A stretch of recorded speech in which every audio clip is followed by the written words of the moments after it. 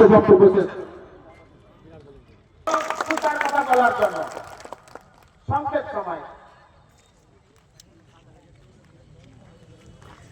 নমস্কার, আজকে সবাইকে ধন্যবাদ জানাচ্ছি। এমন একটি ইস্যুকে সামনে রেখে আজকে আপনাদের এই আন্দোলনের সূত্রপাত এখানে।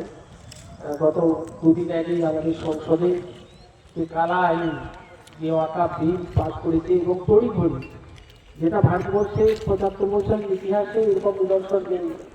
৪৮ ঘন্টার মধ্যে সংসদে পাস হয়ে যাওয়ার পর সেখানে রাষ্ট্রপতি যেটাকে আইনে রূপান্তরিত করার জন্য বিলেও স্বাক্ষর করেছেন। অথচ আমাদের রাজ্য সরকার মহিলাদের সুরক্ষার জন্য যে অপরাধিতা বিল পাস করেছে, আজ অব্দি বারবার রাষ্ট্রপতির কাছে দরকার করেও তার সমর্থন মেলেনি।